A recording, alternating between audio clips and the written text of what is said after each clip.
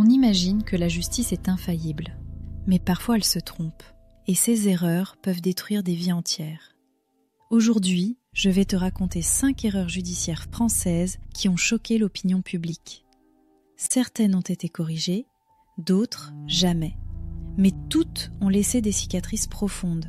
Voici 5 affaires où la justice a condamné l'innocence. Patrick Dils. 1986.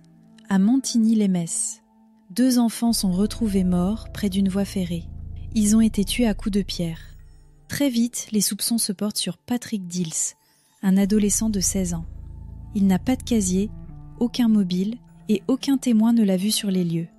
Après de longues heures d'interrogatoire sans avocat, il finit par avouer. Sous pression, il est condamné à la réclusion à perpétuité.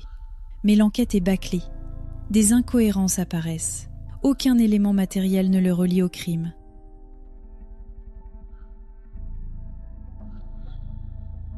Et surtout, un nom est ignoré. Francis Holm, un tueur en série présent sur les lieux le jour du drame. En 2002, après 15 années de prison, Patrick Dils s'est acquitté. Cette affaire a montré que la justice française pouvait broyer une vie sur de simples aveux, arrachés à un adolescent. Loïc Sécher.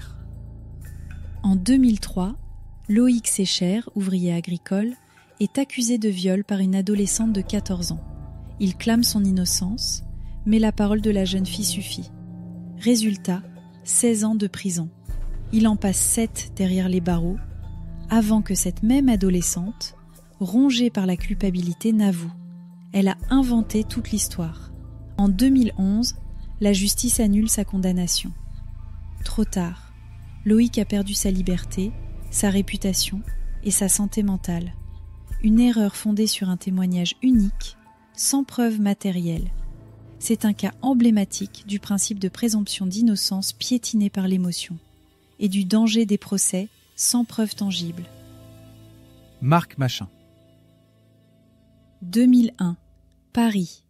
Une femme est retrouvée morte sous le pont de Neuilly. Marc Machin, jeune homme de 19 ans, est arrêté. Il avoue, puis se rétracte. Mais l'affaire est déjà pliée. Il est condamné à 18 ans de prison. Et puis, en 2008, coup de théâtre. Le véritable meurtrier se présente lui-même à la police. Un homme du nom de David Sagnaud, avec un lourd passé psychiatrique, décrit la scène avec précision.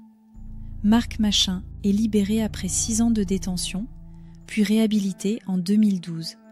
Le problème, lors du procès, plusieurs éléments ne collaient déjà pas. Mais la justice a préféré maintenir une version bancale plutôt que d'accepter un doute. Omar Haddad. 1991, Ghislaine Marchal, riche veuve, est retrouvée morte dans sa cave. Écrit avec son sang sur la porte, « Omar m'a tué ». Omar Haddad, son jardinier marocain, est arrêté.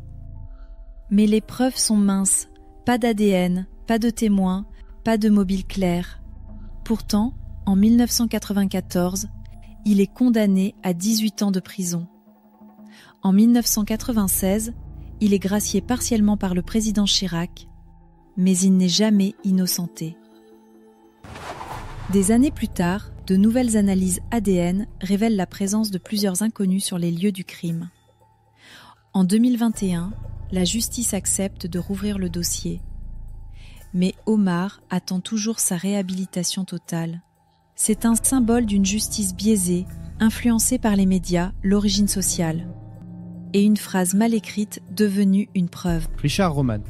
Richard Roman est condamné en 1994 pour le meurtre de sa compagne. Le dossier est bancal, il nie les faits. Mais les enquêteurs estiment qu'il est trop calme, trop froid.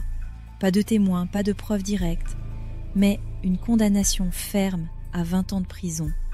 Il purge sa peine et en 2011, la Cour européenne des droits de l'homme condamne la France. Procès inéquitable, défense entravée. Il a purgé sa peine. Trop tard. La justice admet l'erreur, mais n'efface pas les années volées. C'est l'exemple que même après un procès légal, la vérité judiciaire peut être profondément injuste. 5 hommes, 5 vies brisées, tous innocents, tous condamnés.